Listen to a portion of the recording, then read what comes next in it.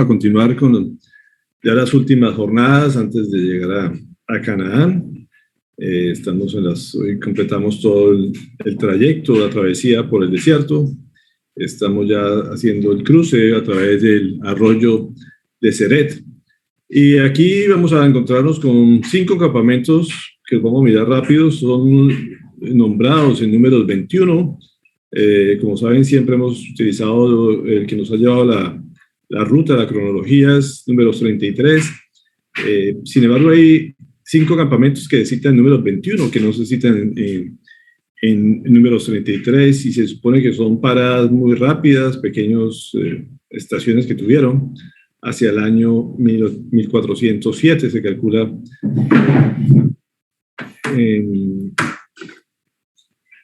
que sucedió estos 5 campamentos. Así que fue unas pequeñas paradas. Sin embargo, números 21 se menciona. Vamos a leer esto para que quede registrado. Del 12 al 20 dice: partieron de allí y acamparon en el valle de Ceret. De allí partieron y acamparon al otro lado de Arnón, que está en el desierto y que sale del territorio del amorreo, porque Arnón es límite de Moab, entre Moab y el amorreo. Por lo tanto, se dice que en el libro de las batallas de Jehová, lo que hizo en el Mar Rojo y en los arroyos de Armón, y a la corriente de los arroyos que va a parar en Ar y descansa en el límite de Moab. Y ahí vinieron a ver que es el pozo. Este es el pozo del cual Jehová dijo a Moisés: reúne al pueblo y les daré agua. Entonces cantó Israel este cántico: sube, oh pozo, a él cantad. Pozo el cual cavaron los señores, lo cavaron los príncipes del pueblo y el legislador con sus báculos. Del desierto vinieron a Matana, y de Matana a Nahahiel, y de Nahahiel a Bamot, y Bamot al valle que está en los campos de Moab, y a la cumbre de Pisga que mira hacia el desierto.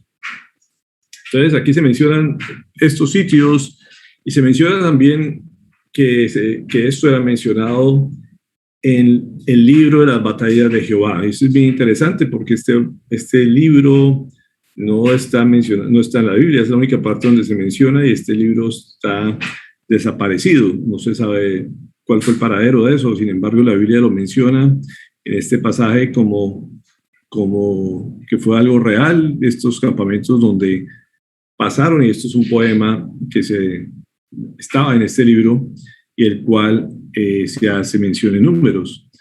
Así que se puede decir, empezamos a ver el tipo de vida que ya estaba viviendo esta nueva generación. Eran los jóvenes que estaban a punto de ingresar a Canaán, y se menciona el tipo de campamentos que tuvieron. Así que vamos a mirarlo rápidamente. Ceret, que significa mimbre; Arnón, que es un arroyo rugiente; Ber, que significa pozo; Matana, que significa ofrenda; Nahahiel, torrente de Dios; Bamot, lugares altos. Esos son los significados rápidamente de estos 5 campamentos. Ahora sí vamos al campamento grande, se puede decir, una parada más extensa, que es lo que nos menciona en números 33, y el campamento número 38, que es el campamento de Dibón Gad. Eso se menciona en números 33, 45, dice que salieron de Illeabarim y acamparon en Dibón Gad. Y Dibón Gad lo que traduce es un anhelo con gran ansiedad, pero también se traduce con la palabra desolación. Y podemos entender que aquí se puede decir es ya la separación de una generación a otra, en donde se quedaron los antepasados, donde murieron todos, donde simplemente se sabe que hubo un castigo por su rebeldía, por su comportamiento, y que muchos se quedaron en el camino. Sin embargo, aquí esa parte de la desolación, pero al mismo tiempo es un sentimiento encontrado por el deseo, por la ansiedad de llegar a la tierra prometida. Así que esto se produce en este valle que se menciona en la Biblia. Y esto está a lo largo del río Armón, que desemboca en el Mar Muerto, y es el límite entre la tierra de los moabitas y los amorreos. Y básicamente podemos decir que es un campamento donde están todos los testigos del juicio de Dios contra la primera generación. Aquí básicamente es la separación. Segunda de Pedro, vamos a ir al Nuevo Testamento, que es lo que nos habla el Señor cómo se tiene que vivir esta nueva generación. Dice, ¿no deberían vivir ustedes como Dios manda?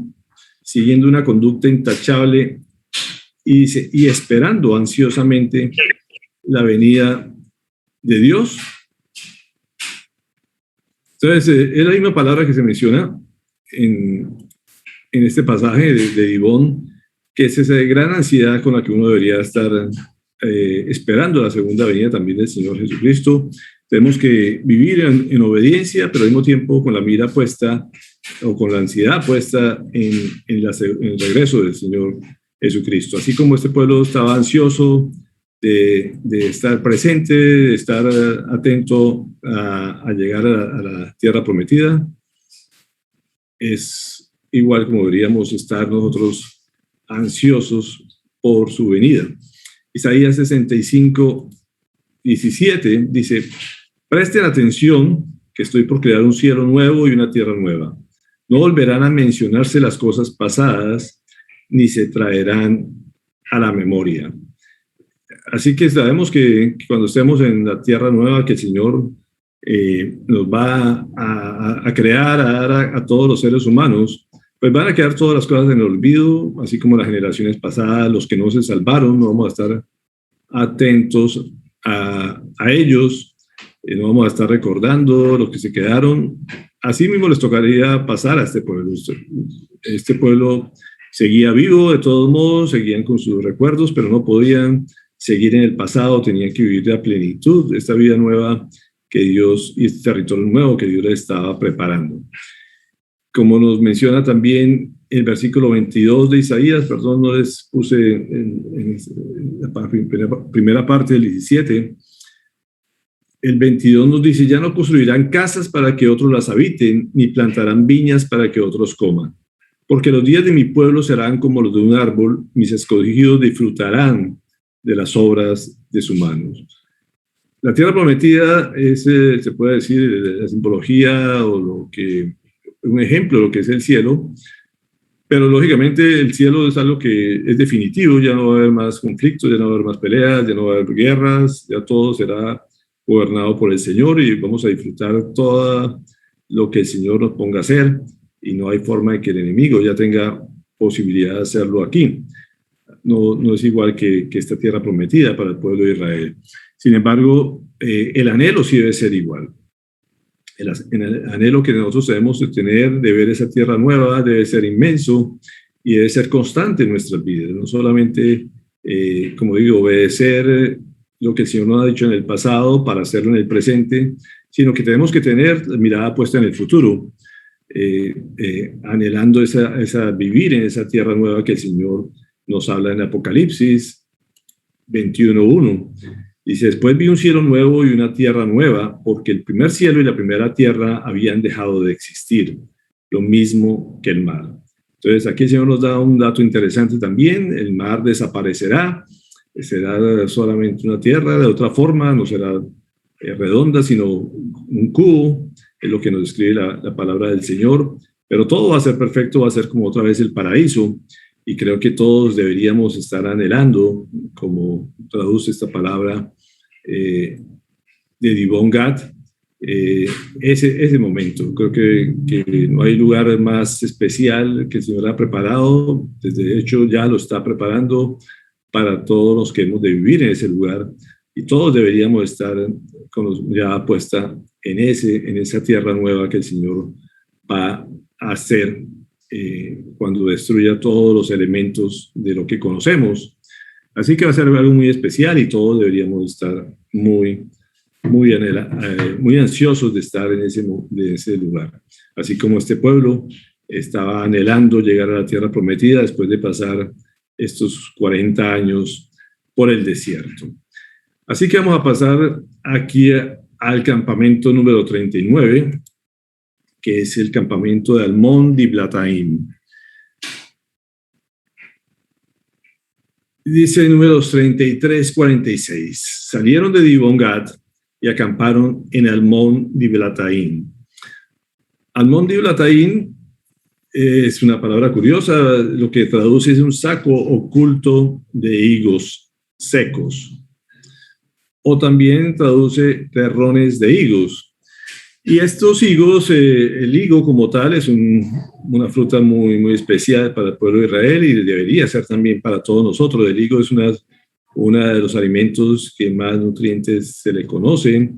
Es un alimento que da mucha energía y desde entonces se utilizaba para alimentar a las personas exhaustas que estaban decaídas por diferentes cosas. Utilizaban la torta o los terrones de higos. Primera de Samuel 25, 18 nos da algunos ejemplos de esto. Hay varios pasajes donde utilizaban, la Biblia menciona este alimento como algo muy especial para las personas decaídas. Y aquí nos pone el ejemplo cuando David está exhausto, deprimido, decaído, y sus soldados a través de con Abigail prepararon estas tortas. Dice 1 Samuel 25, 18. Sin perder tiempo, Abigail reunió 200 panes, 2 odres de vino, 5 ovejas asadas, 35 litros de trigo tostado, 100 tortas de uvas pasas, 200 tortas de higos, y después de cargarlo todo sobre unos asnos, después se los llevan a David. Hay otra mención también. Alguien entró, no sé. Primera Samuel 30, del 11 al 12. Dice, los hombres de David se encontraban en el campo con un egipcio y se lo llevaron a David. Le dieron de comer y de beber y le ofrecieron una torta de higo y 2 tortas de uvas pasas, pues hacía 3 días y 3 noches que no había comido nada. En cuanto el egipcio comió, recobró las fuerzas. Así que, como ven, esto es un alimento energético que se utilizaba desde la antigüedad como revitalizante para que las personas que estaban exhaustos, así que sigue siendo un excelente alimento. Y lo importante es que eso fue en este campamento, es el último campamento antes de subir a las montañas, ya como parte de las cimas, de las grandes cimas de Canaán. Pero venían a través de esta lucha por el desierto, de los arroyos, de rodear la tierra de Moab, de la tierra de los enemigos que no les permitieron pasar por ahí. Una travesía larga, no solamente exhaustos físicamente, sino emocionalmente también por todo lo que quedaba atrás. Así que ellos le colocan este nombre a este campamento donde también seguramente se alimentaron con higos para subir allá, pero al mismo tiempo nos habla de que los higos era un saco oculto de higos secos. Y nos habla que la tierra de Canaán era un gran territorio de cultivos de higos. Así que eso, me puede decir, ese es el anhelo que ellos tenían de llegar allá, donde después de toda esta travesía, pues allá iban a hacer el gran uso de estos higos que eran tan anhelados desde la antigüedad. Aquí hasta aquí todavía estaban comiendo todavía maná. Sin embargo, ellos anhelaban esos higos que sabían y que habían recibido información que estaba del otro lado de sus grandes cimas. Así que la tierra escondida de Canaán, podríamos decir, estaba a punto de ser revelada. Esa tierra que daba frutos de leche y miel, también daba grandes higos, como lo menciona en Números 13, 23. Cuando llegaron al valle del arroyo de Escol, cortaron un sarmiento que tenía un solo racimo de uvas y entre 2 lo llevaron colgando de una vara. También cortaron granadas e higos. Entonces, como vemos, los espías fueron allá Y eso es lo que escribían. Así que ellos, en medio de estar exhaustos, de estar en ese cansancio, anhelaban estas tortas de higos que seguramente tanto necesitaban, o les habían contado a ellos las otras generaciones que debían comer cuando estuvieran exhaustos. Así que esto podríamos decir es una parte que está escondida, está reservada solamente para los que permitan entrar a la tierra prometida, y ellos están a punto de descubrir o de ser revelado este campamento. También en Primera de Reyes 4:25 dice: durante el reinado de Salomón, todos los habitantes de Judá y de Israel, desde Dan hasta Beerseba, vivieron seguros bajo su propia parra y su propia higuera. Y eso nos da la dimensión de lo que había en esta tierra prometida, de que todo el mundo podía tener acceso a la parra y a las higueras, donde sacan estos higos tan renombrados, y eso nos habla de la abundancia de este territorio, algo que para ellos, como digo, había sido escondido durante 40 años, y habían sido, se puede decir, reprimidos, o que no podían hacer uso de esto. Así que volvemos a lo mismo, estaban exhaustos de ver esta abundancia que el Señor les tenía preparado en este lugar. Entonces, por eso le pusieron este campamento como la tierra de las tortas de higo escondida, de lo cual anhelaban descubrir o revelarse, y eso es lo que estaban a punto de vivir.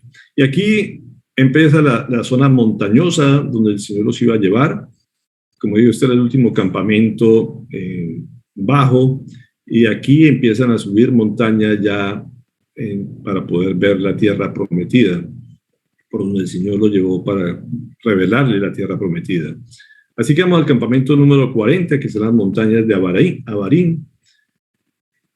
Números 33, 47 nos menciona: salieron de Almón Diblataim y acamparon en los montes de Abarim, delante de Nebo.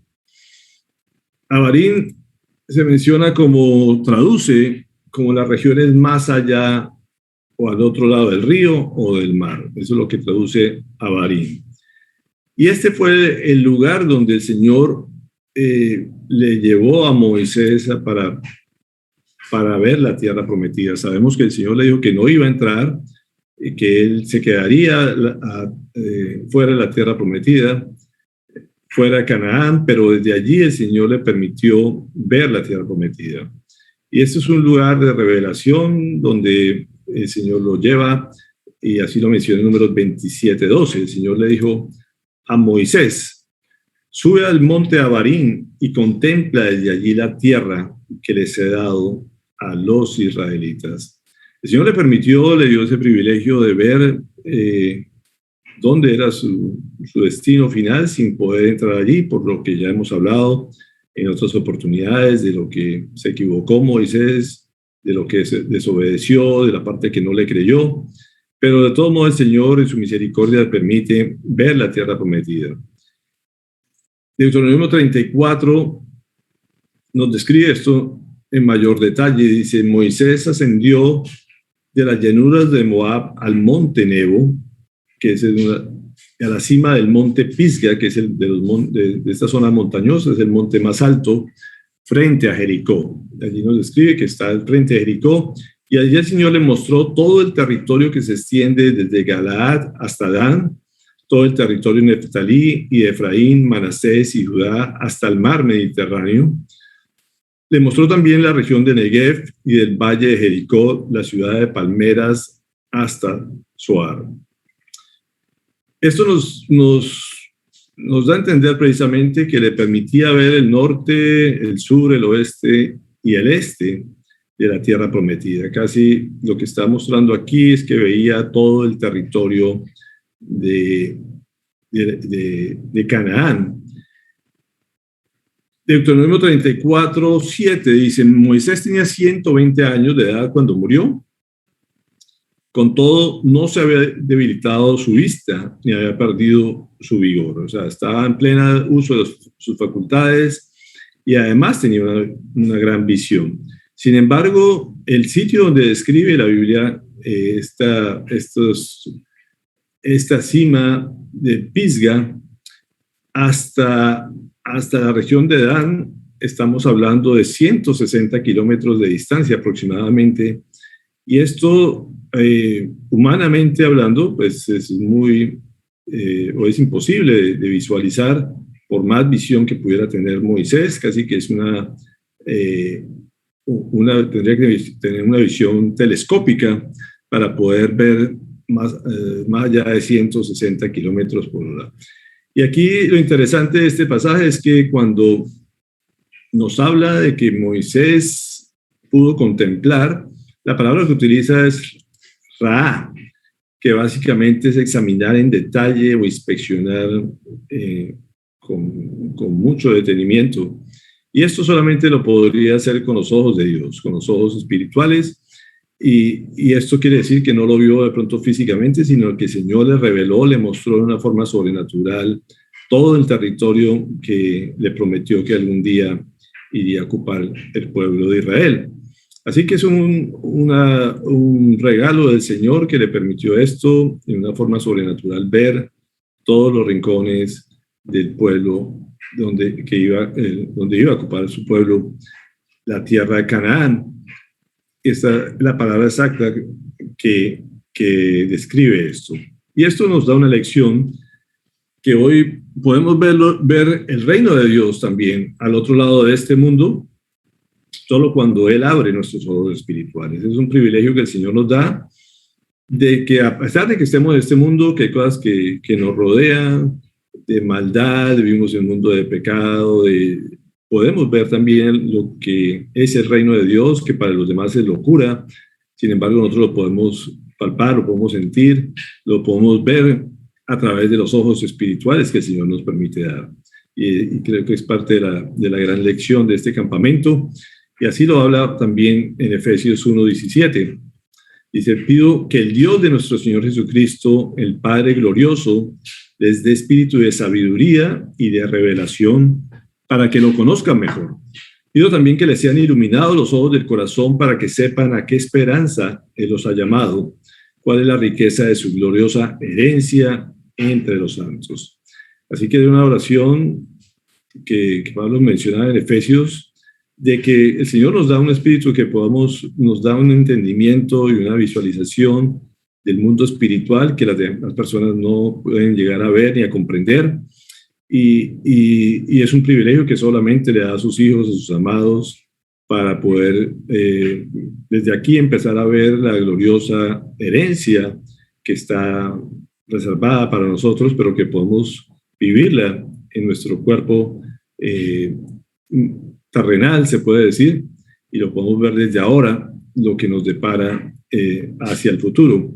Y esto es también un deseo de David cuando oraba en el Salmo 19:18, decía: ábreme los ojos para que contemple las maravillas de tu ley. Así que cada vez que podemos sentarnos a leer su palabra y entender todos los grandes misterios que el Señor ha reservado para sus hijos, pues debemos sentirnos sencillamente privilegiados, gozosos de lo que el Señor nos permite conocer y ver a través de sus escrituras. Como nadie lo hace, ningún intelectual ni nada, eso es lo que el Señor permite ver a sus hijos y entender a través de su palabra, como lo ha prometido. Así que aquí podemos decir que es lo que está al otro lado, lo podemos ver desde este lado de la tierra, y eso es lo que también Moisés vio a través de esta zona montañosa. En perfecto detalle pudo contemplar antes de morir la tierra donde no se le permitía entrar físicamente. Y aquí vamos al campamento 41, es el penúltimo campamento antes de ocupar la tierra prometida, y habla de las planicies de Moab. Moab es un territorio que el Señor reservó para los hijos de Lot, los descendientes de Lot. Dice en Números 33, 38, perdón, Números 33, 48. Y se partieron de los montes de Abarín y acamparon en las llanuras de Moab, cerca del Jordán, a la altura de Jericó. Acamparon a lo largo del Jordán, desde Bet-Yesimot hasta Abel-Sitín, en las llanuras de Moab. Moab, como tal, quiere decir de mi padre o la descendencia de mi padre. Y como les decía, es una tierra que el Señor reservó por mucho tiempo para que fueran respetadas las personas que vivían allí. Aquí en este momento habían tenido ya algunas guerras en este territorio que tuvieron que ejercer el pueblo de Israel. Y aquí hay varios eventos significativos en esta planicie de Moab. Es curioso cómo el Señor conservó este territorio y no permitió que guerrearan contra los moabitas. Sin embargo, tuvieron guerra con otros pueblos, como la derrota de Sehón, el rey de los amorreos, y Og, el rey de Basán. Son guerras que suceden en este periodo anterior a esto. Y aquí el pueblo de Dios, a punto de entrar a la tierra prometida, volvió a caer, volvió a pecar. Es interesante cómo que están ya a punto de ocupar toda la tierra que el Señor les ha dado, y dentro de la misma tierra prometida están haciendo actos inmorales. Ellos toman las mujeres de Moab, eso lo menciona en Números 25, y hacen un segundo censo que el Señor nos ha autorizado también, y se describe en Número 26. Y vemos cómo esta nueva generación también vuelve a repetir cosas. Ya la misericordia del Señor que no los devuelve, no los saca de aquí. Pero también se menciona que en este valle Moisés les enseñó la palabra del Señor. Y eso es lo único que contrarresta que las personas no sigan cayendo, no sigan repitiendo los errores pasados a esta nueva generación que conocía la ley, que conocía la palabra. El Señor, Moisés lo que hizo en este lugar también fue explicarles de forma detallada la ley del Señor. Dice Deuteronomio 1:5, Moisés comenzó a explicar esta ley cuando todavía estaban los israelitas en el país de Moab, al este del Jordán. Como les decía, el pueblo de Moab eran ocupados por los descendientes de Lot. Todos sabemos que Lot fue emborrachado por sus propias hijas, y los Moab fue parte de los descendientes de su primera hija. Fueron hijos, se puede decir, del propio Lot y nietos del propio Lot. Fue una cosa que no debió suceder. Sin embargo, el Señor, por haber prometido cosas a Lot, les conservó la vida y les conservó el territorio en esta región. Podemos recordar ese pasaje en Génesis 19, 36, 37. Así, las dos hijas de Lot quedaron embarazadas de su padre. La mayor tuvo un hijo a quien llamó Moab, padre de los actuales moabitas, y la hija menor también tuvo un hijo llamado Ben-Amí, padre de los actuales amonitas. Pero cuando nos menciona la palabra bar, básicamente es la palabra que el Señor utiliza aquí cuando Moisés explica la ley. No estamos hablando de otra ley. Lo que está hablando en este lugar es una explicación detallada de la ley del Señor. A esta nueva generación también se le explicó en forma mucho más explícita la ley del Señor, y eso es lo que les vuelve a recordar Moisés. Esto nos deja la lección de que definitivamente la gracia y la bendición solamente vienen de parte del Señor. No era por los méritos de estos hombres, hombres que seguían con sus debilidades, con sus dudas, con sus fracasos, con sus pecados, y que el Señor, de todos modos, como les decía, a pesar de eso, Él lo único que hace es recordarles, darle la instrucción a Moisés para que les recuerde las palabras, se las explique en forma detallada, y esto es solamente el regalo de Dios, parte de su gracia, y de todos modos les da la bendición a pesar de lo que empiezan a ver, a mostrar en su comportamiento, lo que hay en su corazón. Y eso es algo que no podemos perder nunca de vista. Nosotros somos salvos por gracia a pesar de lo que lo que tengamos, de lo que seamos, de qué hijos, de dónde venimos, de qué familia venimos. Solamente la salvación se obtiene por la gracia del Señor, como lo menciona también Santiago 1, 16, 17. Dice, mis queridos hermanos, no se engañen, toda buena dádiva y todo don perfecto descienden de lo alto, donde está el Padre. Así que todo regalo, definitivamente, todo lo que tenemos, todas las bendiciones que podamos tener, no es por nuestros propios méritos, es porque el Señor así lo quiso, así lo quiere, y simplemente Él lo mantiene por el propio pacto que ha establecido para todos los que le creen, a pesar muchas veces de sus malos comportamientos. Así que eso es un regalo de Dios y eso solamente depende de Él y no de nosotros. Sin embargo, da unas instrucciones en este pasaje que vamos a recordar importantes, que podemos resumir de las enseñanzas de Moisés a través de este travesía por el desierto, y que de todos modos les recuerde y les explica a esta nueva generación de israelitas. Parte de eso está en Deuteronomio 30, 16, que nos dice, hoy te ordeno que ames al Señor tu Dios, que andes en sus caminos y que cumplas sus mandamientos, preceptos y leyes. Así que vivirás y te multiplicarás y el Señor tu Dios te bendecirá en la tierra de la que vas a tomar posesión. Y volvemos al fundamento básico de los mandamientos del Señor. Hay que amar al Señor con todo nuestro corazón, con toda nuestra alma, con toda nuestra mente y obedecerle. Creo que son las dos cosas fundamentales que el Señor nos manda hacer. Y ahí, después de eso, si somos obedientes, le creemos y lo amamos de todo corazón, pues va a venir todas las bendiciones que el Señor tiene preparadas para quienes lo aman, como lo dice su propia palabra. Desde Génesis lo estableció así. En Génesis 18, 19 nos dice, yo los he elegido para que instruya a sus hijos y a su familia.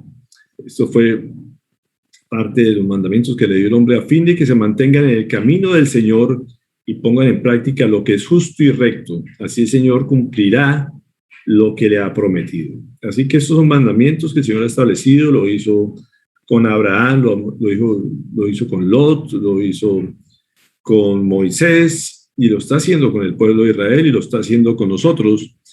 Así que el que obedezca definitivamente, el que busque y ame al Señor va a tener las bendiciones que siempre ha prometido el Señor. Pero el Señor nos manda a generación que le recordemos esto a nuestros hijos, que nuestros padres que nosotros como padres, como sacerdotes de cada hogar, tenemos que hacerlo con nuestros hijos para que sean bendecidos y así bendigan ellos también a nuestros nietos. Y así lo menciona Deuteronomio 6:7, dice, incúlcaselas continuamente a sus hijos, háblales de ellas cuando estés en tu casa y cuando vayas por el camino, cuando te acuestes y cuando te levantes. Y el Señor desde el principio dice, hagan los devocionales, estén recordándole la palabra a sus hijos permanentemente para que disfruten la bendición. Y si a un niño de temprano se le da la palabra del Señor, también el Señor promete que nunca esta palabra lo va a abandonar.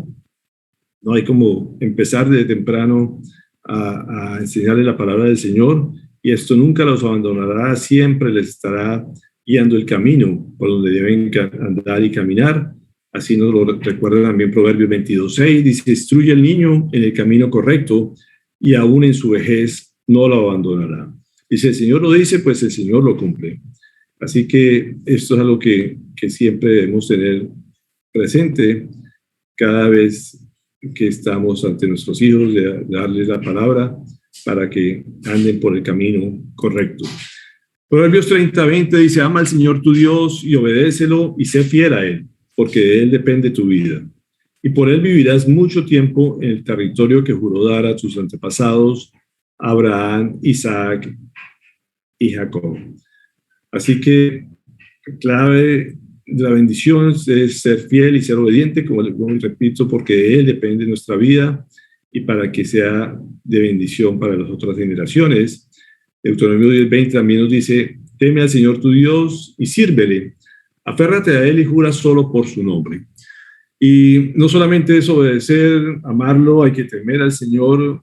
Sabemos que Dios es un Dios de justicia. De todos modos, vemos aquí cómo el pueblo tuvo que sufrir por sus propias consecuencias de sus pecados, de su desobediencia y por no servirle al Señor. Tenemos que servir al Señor como sus hijos, tratar de cumplir todos sus mandamientos para que más personas lo conozcan, y esa es parte de nuestro servicio hacia Él. Josué 22:5 también nos dice: y esfuércense por cumplir fielmente el mandamiento y la ley que les ordenó Moisés, siervo del Señor. Amen al Señor su Dios, condúzcase de acuerdo con su voluntad, obedezcan sus mandamientos, manténganse unidos firmemente a Él y sírvale de todo corazón y con todo su ser. Aquí Josué, que es el líder de esta nueva generación, vemos cómo la tiene clara y cómo se encarga de darles toda esta información. Creo que es un pasaje donde nos resume toda la clave del éxito, y es lo que él empieza a retransmitir, lo que recibió de Moisés en forma detallada, para que estas generaciones les vaya completamente bien. Así que la palabra que el Señor utiliza aquí es una palabra bien hermosa en el hebreo, la palabra dabak, que es básicamente la forma que se une en matrimonio un hombre y una mujer y se funden en un solo ser, que es adherirse o asirse o pegarse completamente y formarse uno solo. Esta es la forma que el Señor dice que debemos amarlo a Él, que como si fuera una relación matrimonial. Es esa palabra dabá que da a entender esa adherencia que nada puede separar. Esa es la forma de amar al Señor y lo que debemos aprender a hacer siempre. Y entramos al último campamento después de aprender esta gran lección de amar en esa forma al Señor y de obedecerle en todo lo que nos ha dicho. Entramos al último estación o campamento, la última jornada para entrar a la tierra prometida. Es el campamento de Gilgal. Y el campamento de Gilgal nos habla en Josué 4:19. Es ya el propio Josué el que nos describe este último campamento, después de que ya Moisés había muerto. Dice: el pueblo subió del Jordán el día 10 del mes primero y acamparon en Gilgal, al lado oriental de Jericó. Ya estamos en tierra prometida, estamos, se puede decir,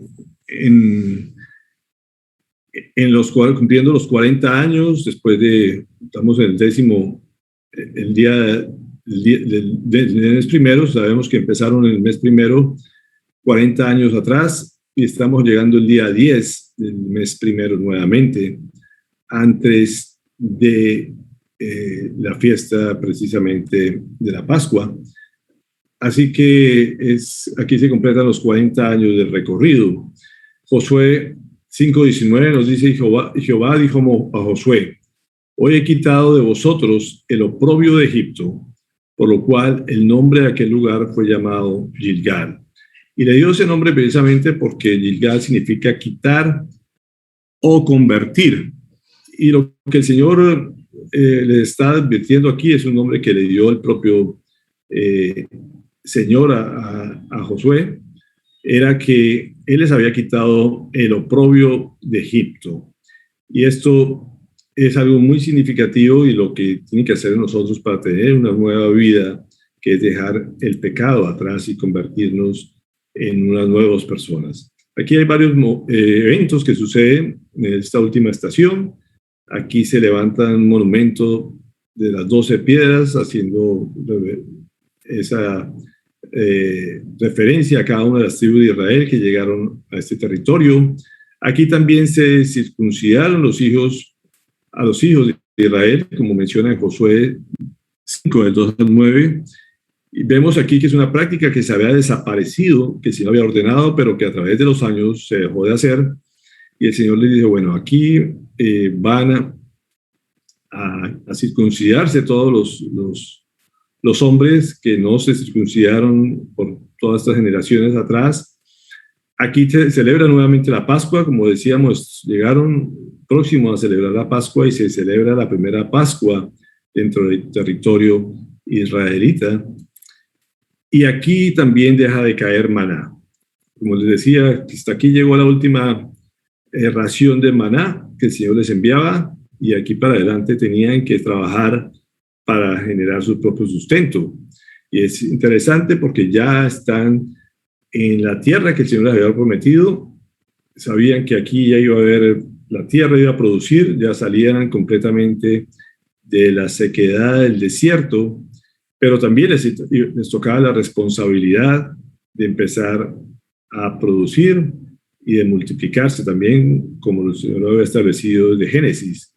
El trabajo es una bendición y el Señor les permitía también que de ese trabajo recogieran frutos de su esfuerzo.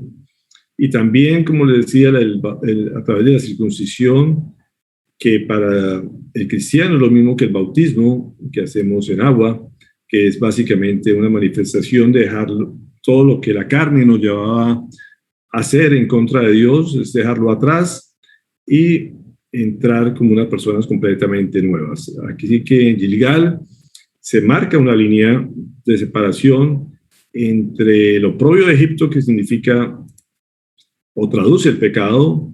Todo lo que es relacionado a Egipto se refiere al pecado en sí, y el Señor lo contempla como un oprobio, como una esclavitud a ese pecado. Y aquí se marcaba una línea. Aquí decían, entrar a la tierra prometida, van a recibir el fruto de todas las bendiciones que el Señor les ha esperado por tanto tiempo. Aquí todo lo que ustedes anhelaban lo van a obtener. Va a ser una tierra completamente nueva para ustedes, una tierra restaurada, donde las bendiciones van a ser enormes, pero tienen que dejar el pasado atrás. Definitivamente aquí se acababa tanta oprobio, tanta esclavitud, y empezaba una vida nueva, como lo menciona también en 2 Corintios 5:17, cuando estamos convertidos a Cristo. Dice, por lo tanto, si alguno está en Cristo, es una nueva creación, lo viejo ha pasado y ha llegado ya lo nuevo. En pocas palabras, es lo mismo que estaba sucediendo en Gilgal. Todo de ahí para adelante, para esta generación que nunca habían conocido nada de esta tierra prometida, simplemente lo que podían imaginarse, lo que habían escuchado de las generaciones pasadas, para ellos era absolutamente nuevo. Así como cuando nosotros conocimos a Cristo y conocimos su palabra, conocimos todas las bendiciones que estaban reservadas para nosotros, pues simplemente tenemos que dejar atrás toda la esclavitud que hemos tenido al pecado y vivir libres en esta tierra prometida, como decía, con los ojos que el Señor nos da de poder contemplar su reino desde aquí, desde la tierra, vivir una vida que antes la gente no se imaginaba que era factible en medio de este mundo. Y yo creo que cada hogar de nosotros es un territorio de esta tierra prometida que el Señor ha reservado para nosotros cuando podemos compartir nuestra palabra con nuestra esposa, con nuestros hijos, llevarlos por el camino del Señor, enseñarlos a obedecer, de amarlo y poder recibir las bendiciones que diariamente el Señor nos provee en todas las áreas. Es una forma de vivir el reino del Señor en cada hogar y poder contemplar un pedacito de cielo dentro de las cuatro paredes de nuestro hogar, de nuestra casa. Así que hasta aquí llegamos en estas jornadas, en estos campamentos que cada uno nos fue enseñando cosas del proceso que el Señor tiene con el hombre para llevarlo o llevarnos a todos a algún día estar en su presencia, a estar gobernados por Él, como algún día lo estaremos. Y creo que todos de alguna forma nos identificamos con parte de estos campamentos y nos seguiremos aprendiendo de este proceso que el Señor nos va llevando a cada uno hasta llevarnos a su presencia.